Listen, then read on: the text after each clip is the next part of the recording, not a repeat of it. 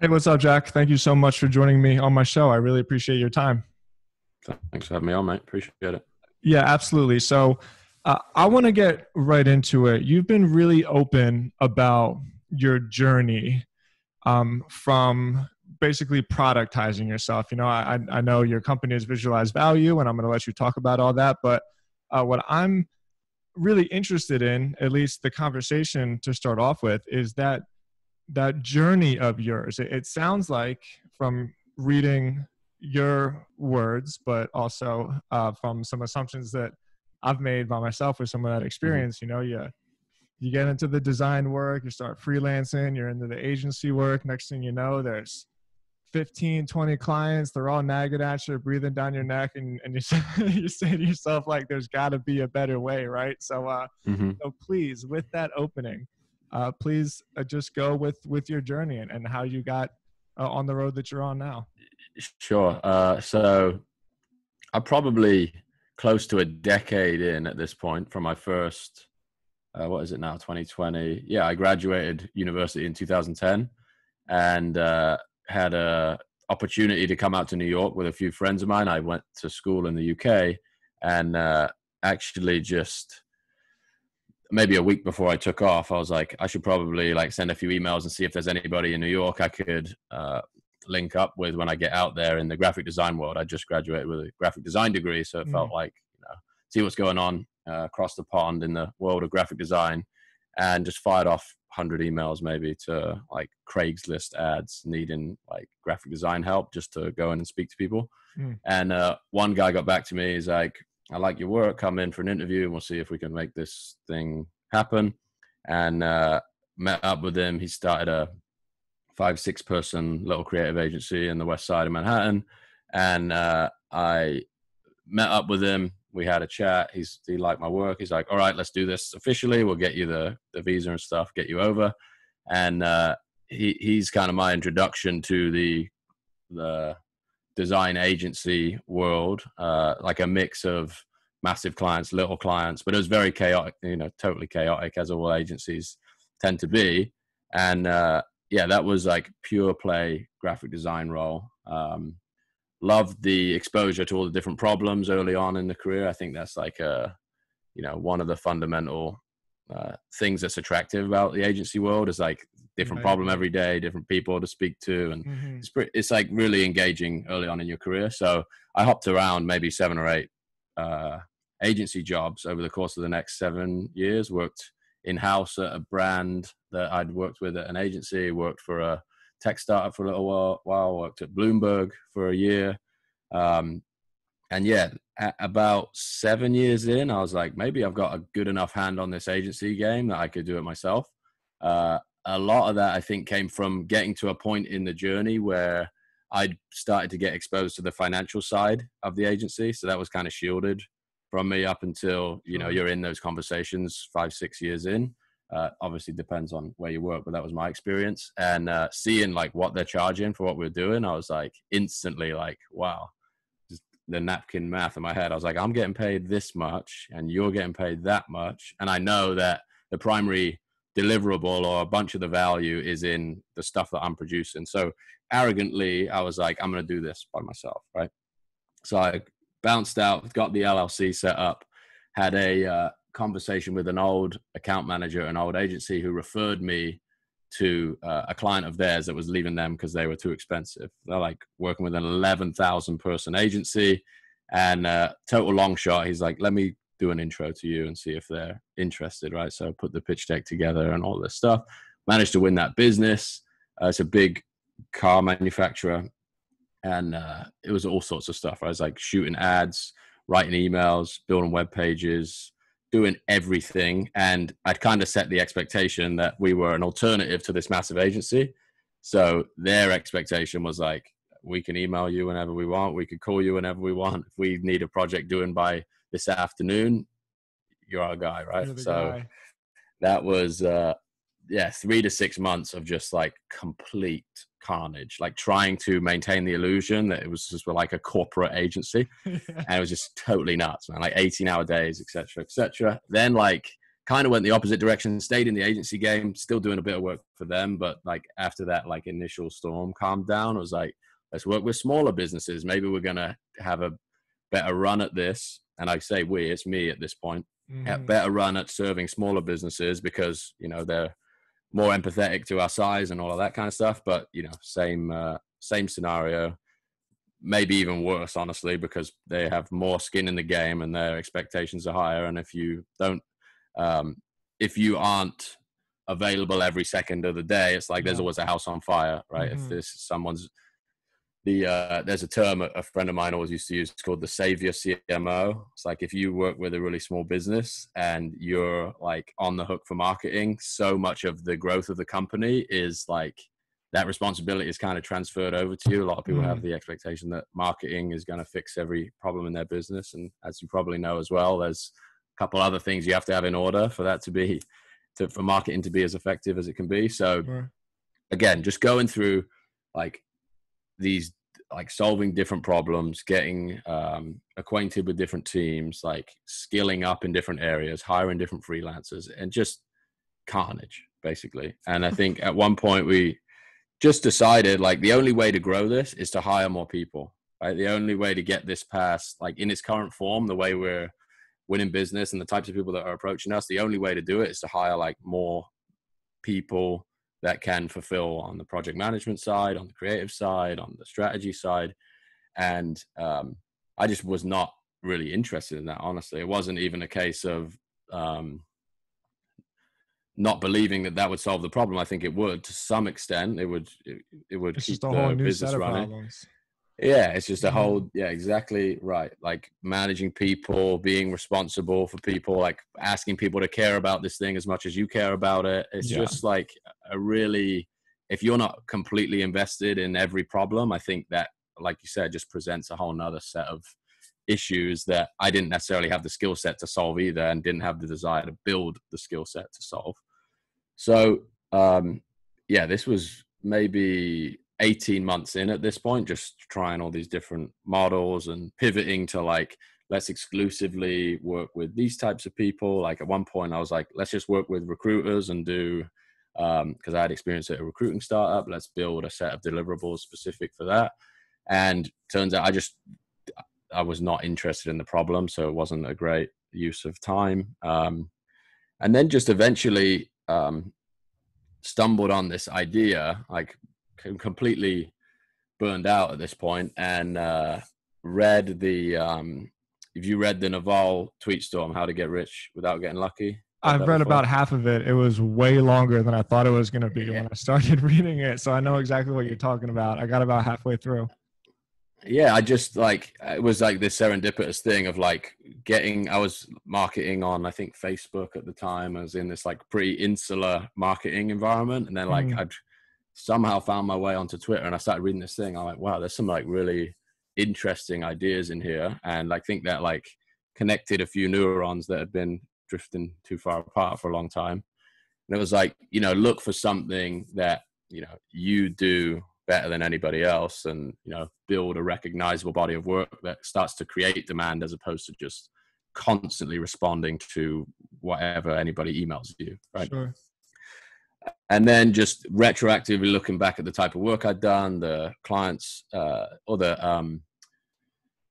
the common like strengths in all the work I'd done in the past. I think having that agency background, a lot of the stuff that I was drawn to in my agency career was like working on the pitch material.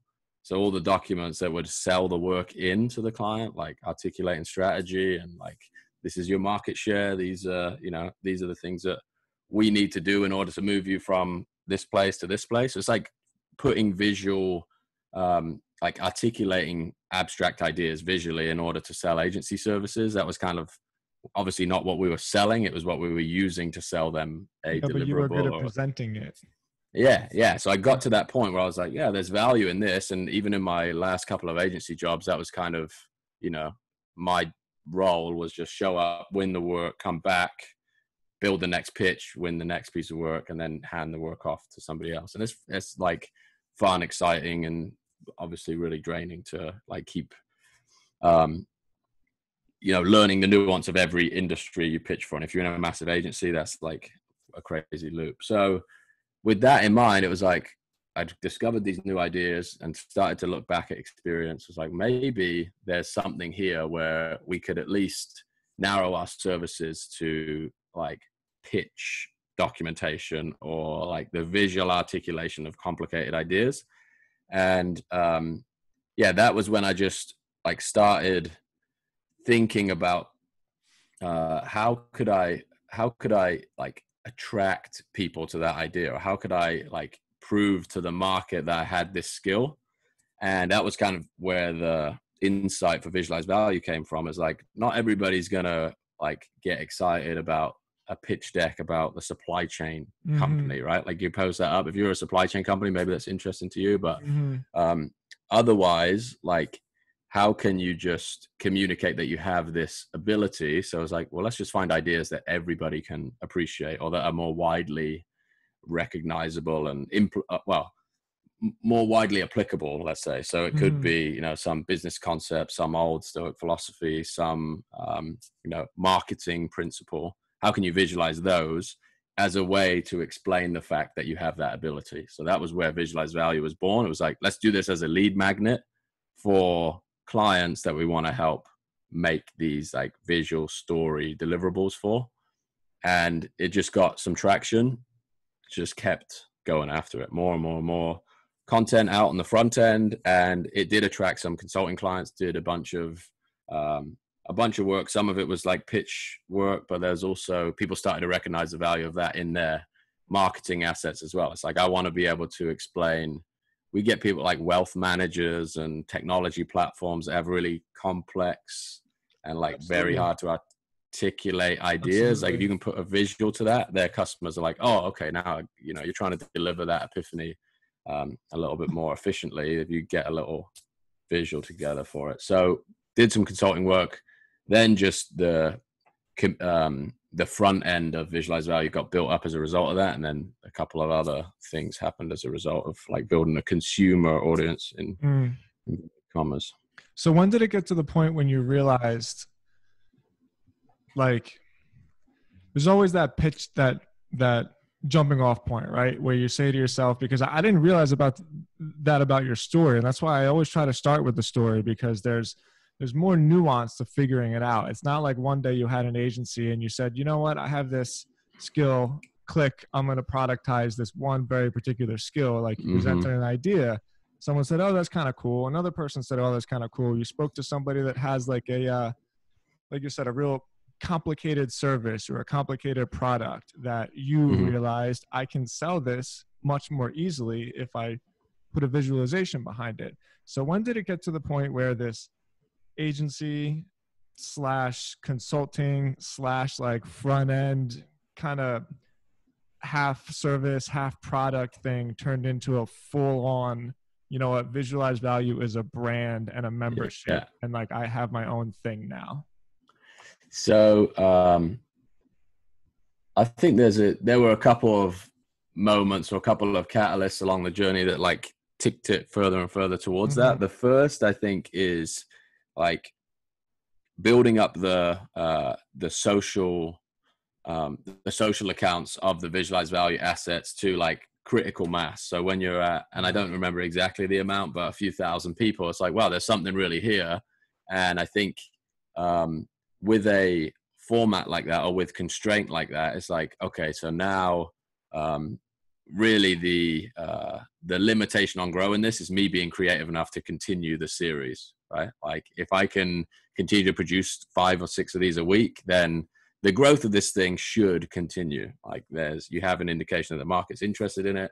Maybe that trend dies out at a certain point, who knows, but just keep making stuff. And I actually started to ask questions on the visualized value Instagram, just to the people that were consuming this stuff. It's like everybody that appreciates this or is interested in this there's probably some common thread there, right? It's like you found that a lot of people are trying to build businesses or work on themselves, or they're like interested in the characters that we're visualizing the thoughts of. So I was just like putting questions out to the audience, like, what do you need help with right now? what are you struggling with? What are the barriers that you're coming up against? A bunch of people was just like procrastination. I have all these ideas. I'm not implementing, the 21st century in a nutshell. I think it's just like people kind of consuming, but not putting anything back out.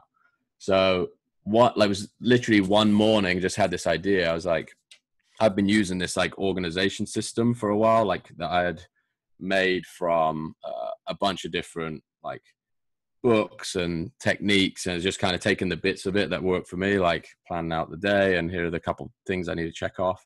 It's like, I'll just formalize that into a product and offer it to the people that are following Visualize Value. It was that called was the your Daily first Manifest. product?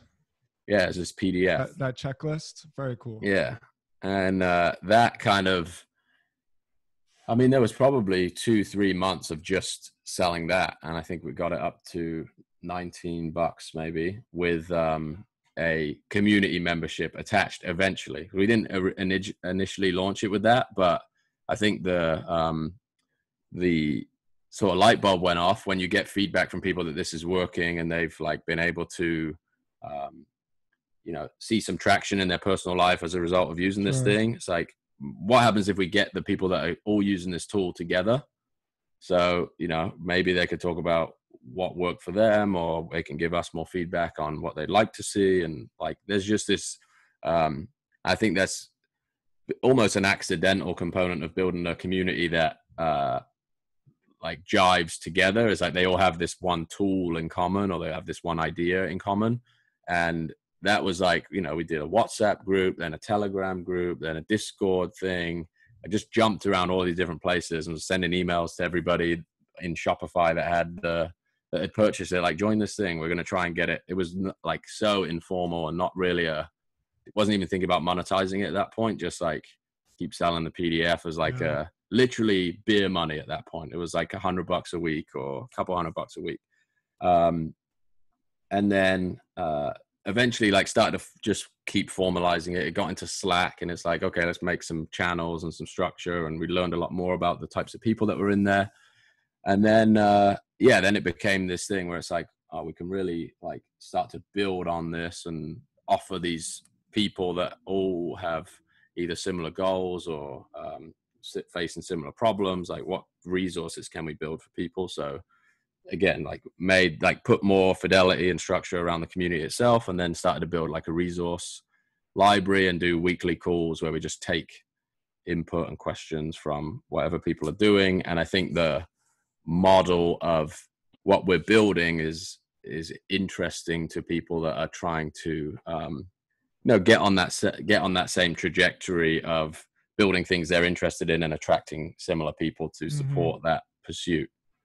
So from there, the membership, I mean, we were kind of playing with that for months and months. And then the next product after that was a training product, a course that was specific to the skill of visualizing value. So very that cool. was a response to seeing a lot of people in the market like emulating this stuff. It was like, there's a Twitter profile popping up here, an Instagram profile popping up there. And it's like, okay, you could get angry about this and like start to like try and get people to, one of the really interesting things was like, I was getting tagged in stuff. It was like, have you seen this thing? Like, this is, a version of what you've been doing for X amount of time. And I was like, at first I was like, oh man, I'm like, game's up now, right? I'm just gonna be one of another 100 things. Yeah. And then it was like, well, hang on a minute. Maybe there's an opportunity to like just lean into the fact that people want to make this stuff. So let's make a product that explains the philosophy behind it and just put together a course that teaches people how to think about and execute like visualizing value. And that was like the impetus to move into like product outside of community. And I think that was like one of the bigger like upticks in the idea of like divorcing your time and income. The community is you still have a heavy time commitment. Well, a reasonable amount of management to do there, and weekly calls, and like there's still responsibility, and still it's very enjoyable, but it's not the same mechanic as having a product that doesn't require you to be present to Yeah. deliver a result, right? Yeah. 100%. Man, I'm so fascinated by that whole journey because so we talked a little bit before we started recording. My first real successful business. I had a bunch growing up, as I think a lot of people do, that failed. But the first one I made that really took off was an agency that's in a very, very specific industry. It's in addiction treatment, um, and I've spent a lot of time writing ridiculously detailed blog posts because I'm a writer. Like I always envy people like you who are really good at design. I just cannot do it. I can't even find my way through Canva. So I feel comfortable with the written word, but there's been a ton of times where I've thought to myself, man, how can I explain this in like a sentence as opposed to like a 3,000 word blog post? And I never even thought about the idea of not even a sentence, just like a visual card. Like, you want to know what we do? Here, look at this. Or better yet, it's not you want to know what we do, it's you want to know how this can help you, right? Yeah. Like, here, look at this, because this is the visualization of the value that we bring. So I think that's really fascinating. And this idea of like productizing yourself. There's another guy named Brian Cassell who I think is pretty cool.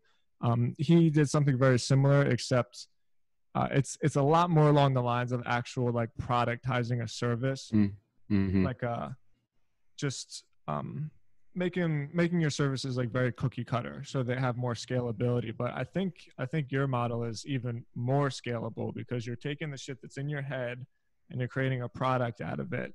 And then that way, like if you build a big enough audience, you can just basically get out of the way, and the thing can take off for you. So I want to talk about that, man. There's just so many questions that I have for you because like I'm an admirer of your work. So let me get back to that one because there's a more specific question, and this is about your design style.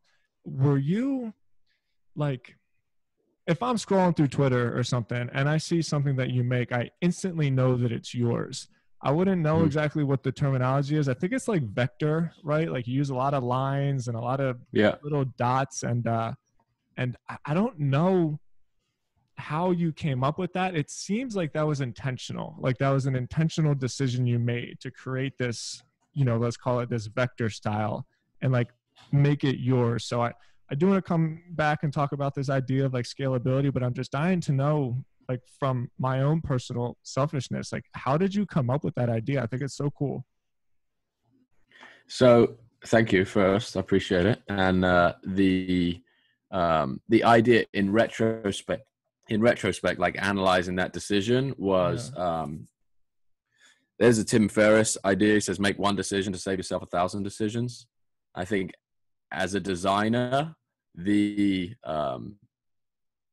the possibility for you to waste hours on decisions like what color is this going to be, what Yeah. typefaces am I going to use, what like texture do I put behind this thing, or how do I like source an image for this thing. So there's a couple of I think influential factors. One is like knowing that some of the most impactful things that I'd done in the past, like being in these presentation environments and selling work on the agency side, it's like the simplicity of some of those things. Like when you see people light up as a result of like, wow, like you can do something with 5 lines that can like completely change someone's perspective or like cement an idea in someone's head. So the simplicity component of it, I think, was always going to be a part of it. But the like stylistic restraint is like, it also forces you to be really creative. So if you say I'm only allowed to use this tool, and this tool, and like you can throw any concept at these restraints, and then the onus is on you to figure out how to be creative to visualize it, right? It's like the creativity is born out of that restraint. I think if you have like, you give yourself more tools and more leeway, I don't think you necessarily grow as quickly as a creative as well, because you don't force yourself to adapt to the restrictions that you've put on yourself. It's like because meaning is such an important component of it, doesn't let you get away with like adding superfluous stuff in there.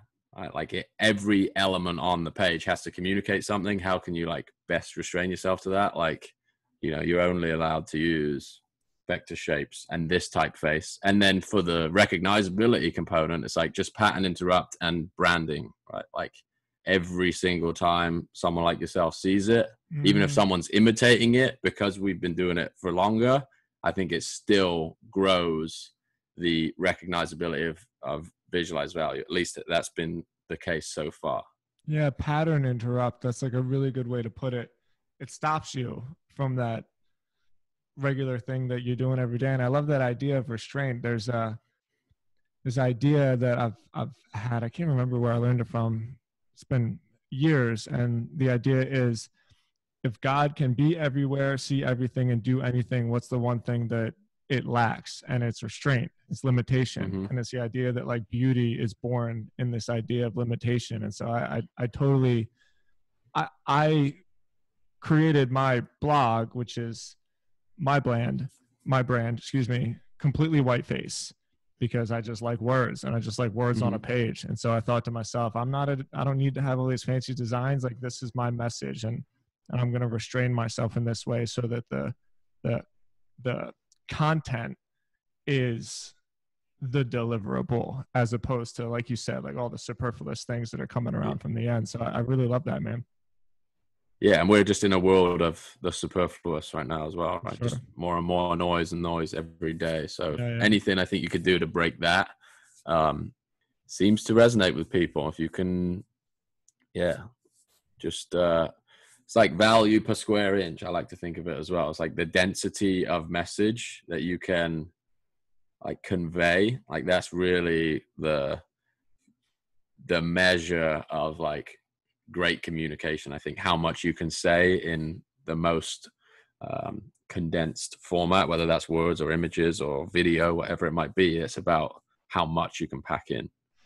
And what I'll do is I'll take this one visual and I'll put it on the show notes of this post. But one of the ones that you did, what always stuck to me, is you have one line and the line just goes up at a slight angle, and on that line there's two little dots, and that's one image.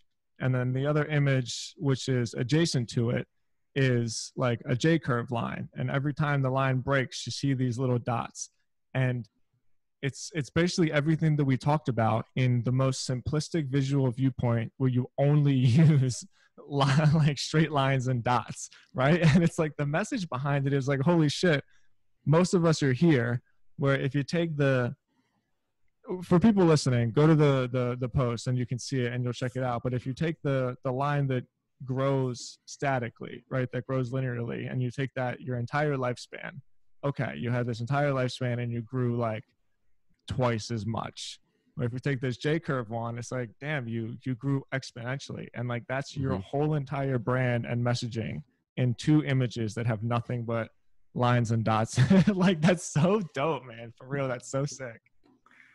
Thank you very much. Yeah, and it's like I think to see people react to it just drives that like ambition to pack more and more meaning into it. And like just like having that, like there's a couple people reached out really early on and said like, oh, the image I saw of this, one example that sticks to my mind is like I was on a run, right? And I was about to like just start walking and give up. And then I don't even remember what quote it was, but there was a visual that was so simple. That was, I think it was, there's a guy called I'm going to mispronounce his name. He's a personal trainer, Gregory Jersey, something like that. And he said, hard choices, easy life, easy choices, hard life. And it's just two lines going in different directions. And like that pops in your head when you're about to like slow down and go home and eat a bowl of Cheetos.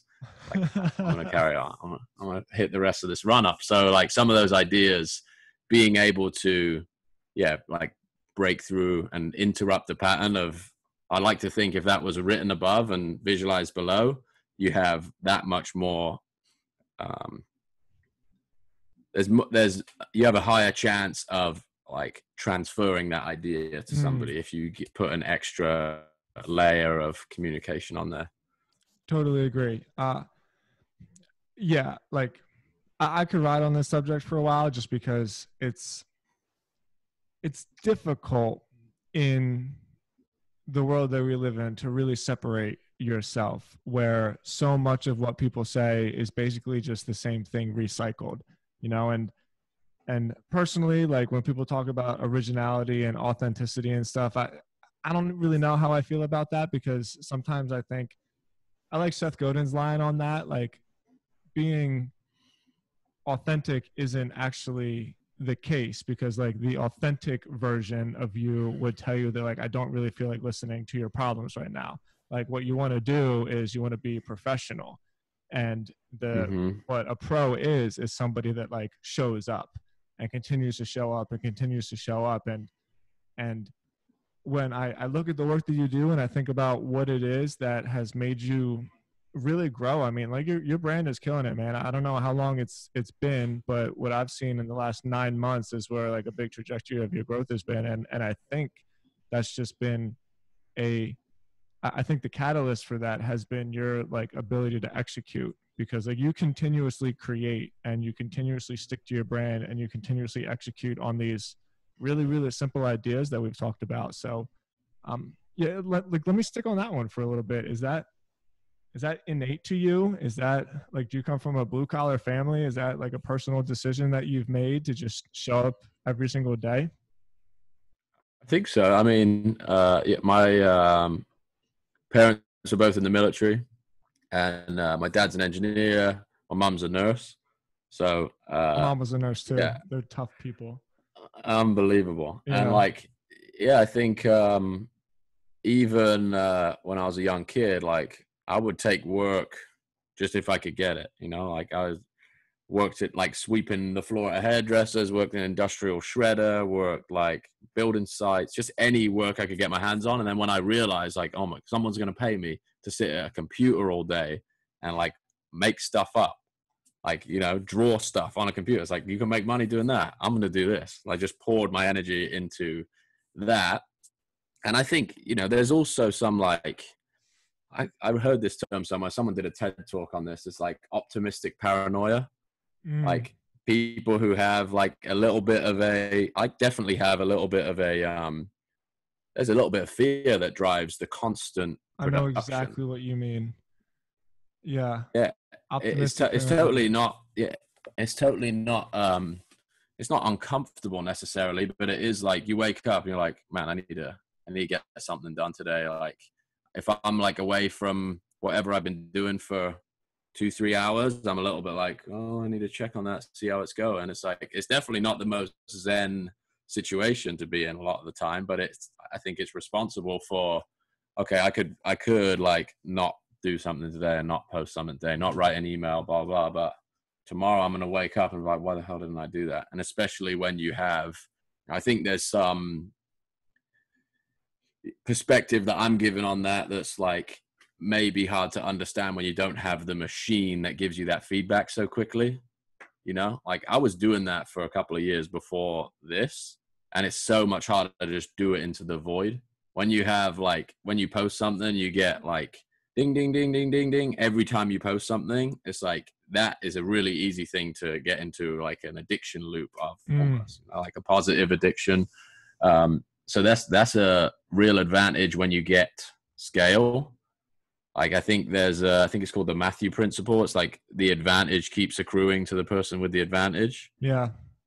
And I mean, I recognize that is like an advantageous position to be in as well, but it is a result of, you know, just blasting stuff out for years and years and years, and then something takes hold eventually.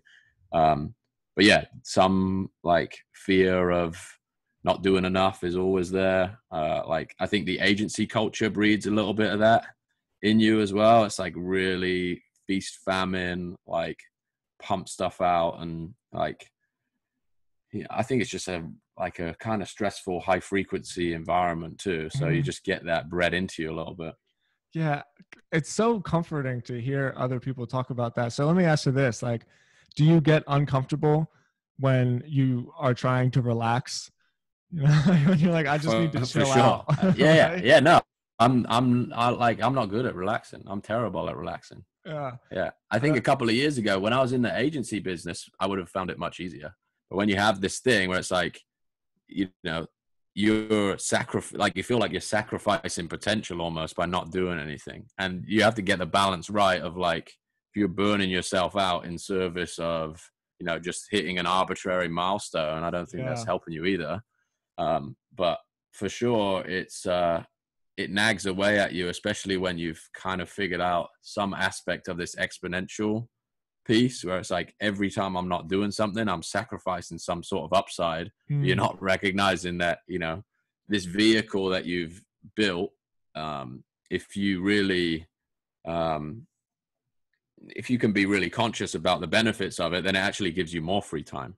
Yeah. But it's hard to just keep your mind in the right place and do that sometimes. The Yeah. optimistic paranoia.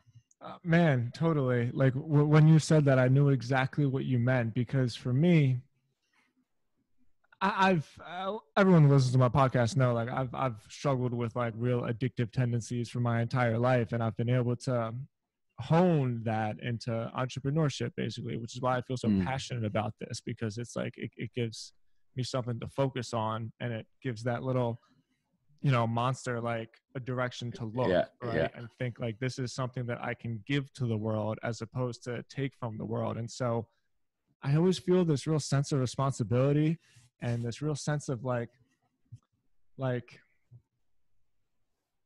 I don't want to miss out. I don't want to look back and just feel so fucking stupid when I'm like, man, like I had the golden opportunity and I just didn't feel like doing it right then, because I told myself that I've been working so hard. And so like I wanted to go chill for a year, right? I'm Yeah. so afraid of that moment, like 10 years from now, where I could be like, oh God, like I feel so dumb. Like if I would have just kept going. Yeah. Yeah. Yeah, I relate to that for sure. Same narrative in my head for sure. Yeah, great, man. Well, look, all right, let's start wrapping this thing up. You've been very, very gracious with your time, and I know everybody listening to this is going to get so much value from it. So, look, you're living, at least you're well on your way to living like this dream, right? You got the scalable, productized model, which, like you said, I've never heard Matthew's law. I always thought I can't remember the law where like the tallest trees get the most sun, which makes them grow the fastest. Same idea. Yeah. Yeah, Yeah. same Yeah. idea. And so you're at this real pinnacle point where I think a lot of people are looking up to you online, thinking like, man, how can I get to that spot? So you've told us your journey, you told us the steps that you took to get there, but for most of the people that are still at that beginner stage, or maybe they're not believing in themselves, or maybe they're thinking like, yeah, it worked for him, but it couldn't work for me. Like, what's the first step? Where do you start? I think one of the ideas we talked about, restraint, to me Yeah. is one of the most powerful ideas. And the idea of thinking in projects, like thinking in visualized value was never a business idea.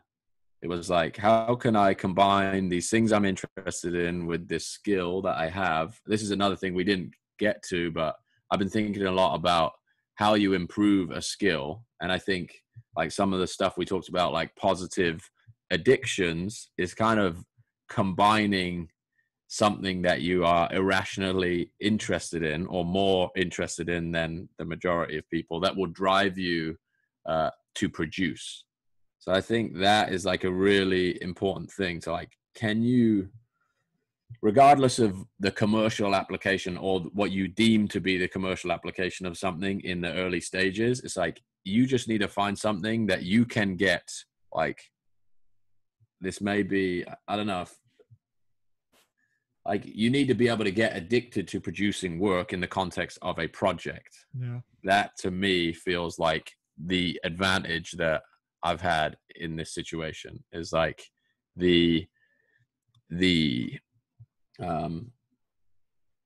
complementary nature of like a bunch of skills that I didn't really think I was like gonna use again, or were like only useful in this context. Like these weird combinations of things that give you some way to continually express yourself. And I think when you talked about putting something else back into the world as a product of this like nagging thing you have in the back of your head, that to me is really what I'm trying to do, is like leverage this thing that I got reasonably good at over a course of like, you know, years and different experiences and blah, blah, blah, and combine that with like the ideas that actually help me grow as a person, merge those things together and like use that to consistently publish. And like, I'm not sure the readership or the listenership of the podcast, but I think regardless of what you do for a living, because this advice always comes off as like, I'm not a designer, or I'm not a video editor, or I don't have a, you know, I don't have some tangible skill. I think regardless of that, like there is a way for you to overlay those two things. Like think something that you have accrued as a skill and something that you're interested in personally, find a way to take that to more people. That to me is like where this came from. And there's one other idea I think that was pretty influential in the growth of Visualized Value early on, and it's like retroactively been coined the permissionless apprenticeship. So there are people out there who have these really well-formed thoughts and well-articulated ideas, maybe even businesses they've built, and you can like work for them without permission. So that's what I was doing for the first 3 months, like Naval's ideas. Like I was obsessed with the way these things were articulated. So how can I add my additional context to that, put it back out into the world as a thank you for what you've taught me? And that, you know, like that ability to bleed into other people's networks by just doing things for them has been just enormous as well. And I think that the agency owners are really interesting. And looking back, I was in the same situation where instead of making something and putting it out, I would just try and win new business so I could make something.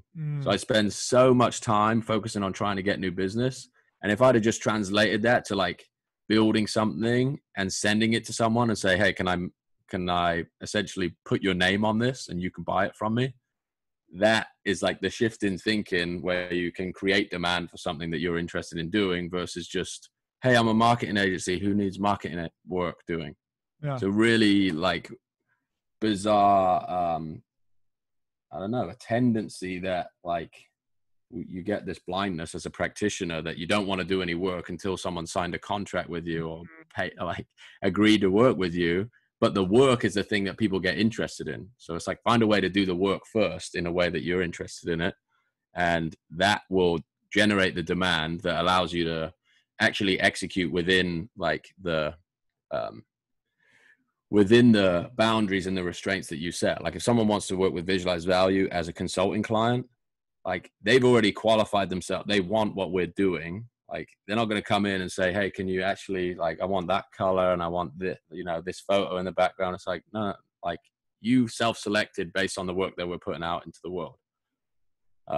That completely changed the trajectory of the business. Sorry, that was a very rambling answer. Hopefully there was something in there. Though, man. And like, this is usually where I just say like, oh, wow, cool. Great to have you, because I like the guest to finish, but I just have to comment on it because you talked about two things and they sound very complex, but as somebody that knows exactly what you're talking about, I think I can relate to you in a way that hopefully simplifies it. The one where you talked about like getting addicted to that loop, right? There has to be a reason behind doing it, because in the beginning, no one's paying you to do it. And this is this idea people talk about like purpose. And I think this concept gets a little bit woo-wooed. I always see it from a very practical standpoint. If you don't have a reason to do it, you're not going to do it. And like, that's just very simple. Like if there's not why would anybody do some shit that they hate doing with no reason? Right. Just would never do it. Right.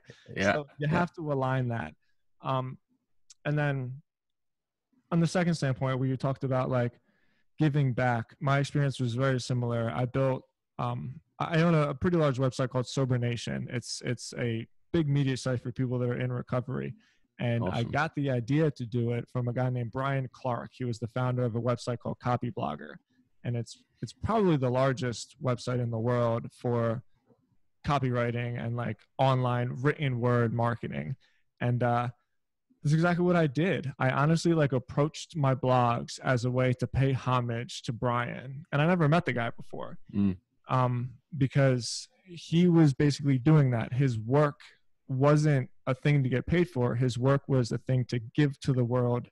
It's like he reversed the cycle. You know what I Yeah. mean? And Yeah. and so I just took the same exact approach. And now, 10 years later, after all that and all that experience, I'm actually a partner in that website in Copyblogger. So it's like, Awesome. it's not just like, it's not just a bunch of nonsense that you say on podcasts to sound deep. Like No, it really is, no. it's a shift in thinking, you know what I mean? And you have to invest in yourself. And you've done that, bro. And like, I'm really, really grateful to talk to you. Thank you. I love the conversation, man. Thank you so much for having me on. Yeah, I could do another hour on this. There's so much to unpack about Yeah.